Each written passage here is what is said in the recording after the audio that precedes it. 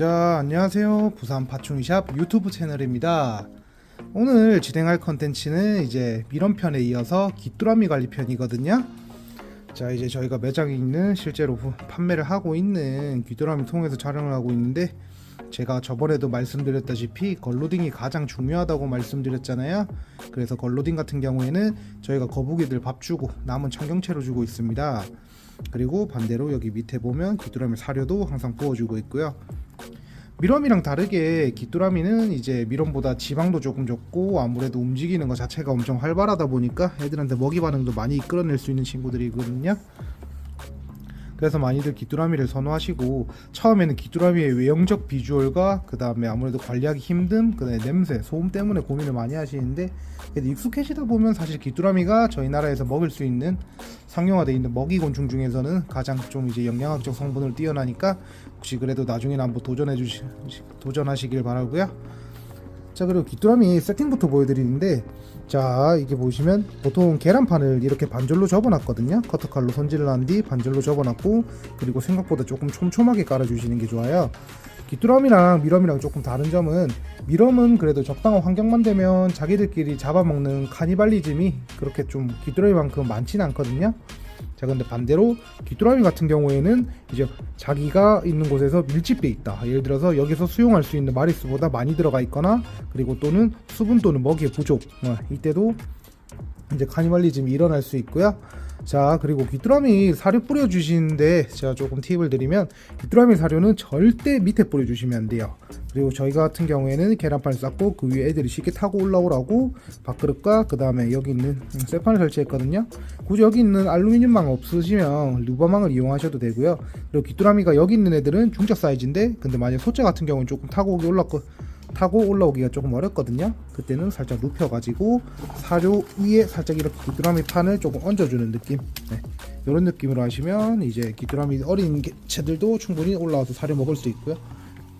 옆에 칸은 바로 이제 작은 친구들이거든요. 그리고 사료를 위에 제가 주라고 말씀을 드렸잖아요. 자, 귀뚜라미 같은 경우에는 이제 사체가 폐사하면 이제 암모니아가 많이 나오거든요. 그리고 암모니아는 공기보다 무거우니까 당연히 여기 있는 밑에 깔리기 마련이고요. 그래서 폐사한 사체와 그거를 먹으려 가거나 아니면 사료를 주워 먹으러 가다가 이제 그 암모니아에 질식해 가지고 귀뚜라미가 또 폐사하면 거기서 또 암모니아가 나오겠죠. 그리고 또 그 계속 먹으러 가다가 밑에서 암모니아 질식해서 반복되는 이 알고리즘, 이것 때문에 귀뚜라미는 사료는 무조건 위에 주시는 거, 이거 정말 중요합니다. 그리고 먹이는 사실 제가 밀원편에도 말씀드렸지만 가장 좋은 거는 이제 내가 먹일 만큼만, 예를 들어서 일주일 또는 2주일 정도 먹일 만큼만 이제 주문을 하시고 그것만 수용을 하고 적당한 관리를 하면서 이제 먹이를 급여하시는 게 제일 좋거든요. 걸로딩도 말씀드렸다시피 이렇게 먹고 귀뚜라미 크레스트 게코 이제 귀뚜라미 주는 편에서 보시면 아시겠지만, 귀뚜라미 내장을 저기서 이제 터뜨려 보면 이제 방금 먹은 청경채가 나오거든요. 그래서 걸로딩 되게 중요하고, 그리고 저희 파충류샵은 이제 귀뚜라미 일주일에 2번 또는 3번 이렇게 나눠서 받거든요. 처음 귀뚜라미를 받아보시면 이제 귀뚜라미를 만져봤을 때 이제 조금 단단한 게 보이거든요. 조금 단단한 게 보여야 되는데, 시간이 지나서 일주일, 예를 들어 2주 정도 밀리면 귀뚜라미가 잡으면 흐물흐물해집니다. 물론 흐물흐물해지고, 그 다음에 오래 보관하면 귀뚜라미 같은 경우에는 수컷만 울 수 있거든요. 산란관이 없는 수컷만 울 수 있고, 그래서 다른 매장 다니시다가 저희 파충류샵 보시면 귀뚜라미 우는 소리가 아마 안 들리실 거예요. 엔간하면 성충으로는 만들면 저희가 일단 저희 애들은 먼저 우선적으로 먹이고, 그 다음에 손님분들은 시끄러움과 그 다음에 냄새 때문에, 그리고 성충을 잘 안 찾으시고요. 저희 또한 성충을 안 만들기 위해서 그러니까 일주일에서 그 안에 소비할 수 있을 만큼 그 정도 있는 중자와 그 다음에 소자 이 정도 위주만 받고 있거든요. 그리고 귀뚜라미는 아무래도 좀 점프하는 걸 많이 볼 수 있으니까 탈출하는 거 아니냐고 물어보신 분 많은데, 귀뚜라미든 밀웜이든 앞에 있는 플라스틱 벽을 못합니다.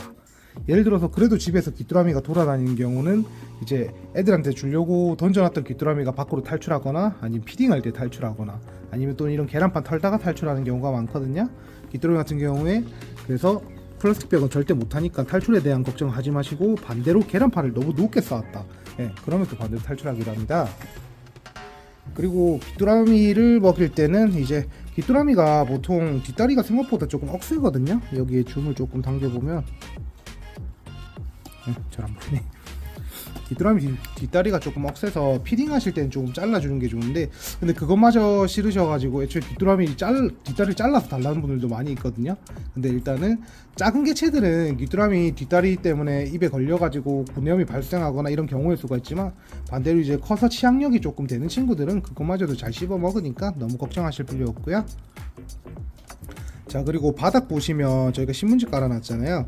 아까 말씀드렸다시피 플라스틱 벽을 못 하는데, 이제 이 친구들 같은 경우에는 자기가 먹을 거 충분하더라도 이 안에서의 수량이 많다 생각하면 자기들끼리 스스로 개체수 조절을 한다고 말씀드렸잖아요. 그게 카니발리즘이라고 불리는 거고, 그래서 신문지를 깔아진 이유는, 신문지는 애들이 플라스틱 벽보다는 확실히 만약에 본인을 공격한다고 하더라도 이제 도망갈 때 조금 유리한 점을 보일 수 있거든요. 그래서 애들이 편하게 도망가라고. 그리고 마지막에 이제 일주일 정도에서 먹이를 받고 이제 소모를 할 때, 청소할 때 생각보다 밑으로 들어가 가지고 똥 싸놓는 경우는 많이 없어 가지고 한 번에 그냥 주워서 버리고 물청소 한 번 하고 이렇게 할 수 있으면 좋습니다.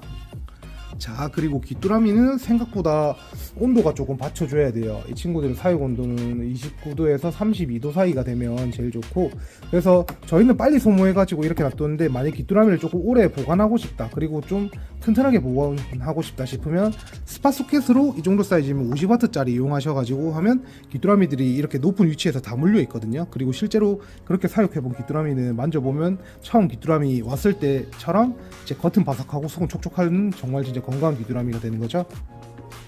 그리고 귀뚜라미도 단계가 있지만, 사실 옆에 보이는 진짜 자그마한 애들인데 이거보다 더 작은 이제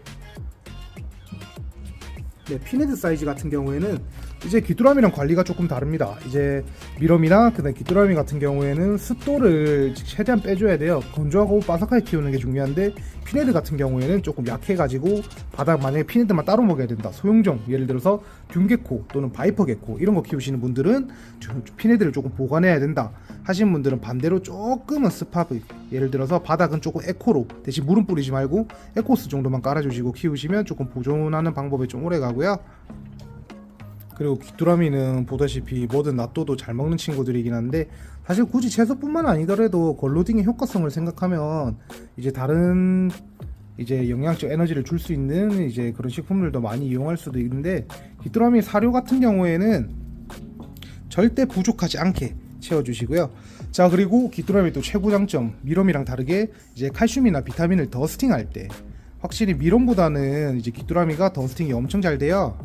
자, 그래서 더스팅이 조금 잘 되는 장점이 있는 친구들인데, 저희 귀뚜라미 포인트가 저희가 더스팅통을 사용하는데, 보통 이제 더스팅을 하는 저희 칼슘이 지용성이잖아요.